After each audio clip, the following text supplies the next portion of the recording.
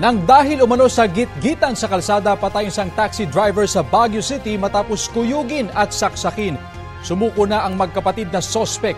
Ang mainit na balita hatid ni Claire Lacanilaw Dungca ng GMA Regional TV. Bumalandra sa gitna ng kalsadang puting sasakyang ito sa Asin Road sa Baguio City nitong Martes ng gabi. Hindi nahagip sa kuha ng kamera pero kinuyog na pala noon at sinaksak ang taxi driver na kinilalang si Johnson Palayo ng isa pang taxi driver at kapatid nito na nakaalitan umano ng biktima. Pagkatapos, mabilis na tumakas ang mga sospek at iniwang duguan sa kalsada si Palayo. Base sa investigasyon ng Baguio City Police, gitgitan sa kalsada ang ugat ng krimen.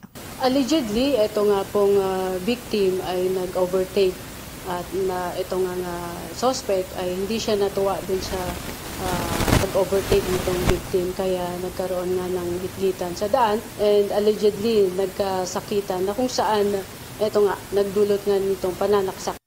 Nadala pa sa ospital ang 21 taong gulang na si Palayo pero nasawi rin kalaunan. Sumuko sa pulisya ang magkapatid na sospek. Tumanggi silang humarap sa kamera pero aminado sa kanilang ginawa. Na-inquest na ang dalawang sospek at maharap sa kaso murder. Claire Lacanilaw Dungca ng GMA Regional TV nagbabalita para sa GMA Integrated News.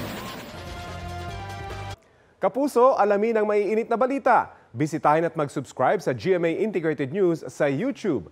Sa mga kapuso abroad, samahan niyo kami sa GMA Pinoy TV at sa www.gmanews.tv.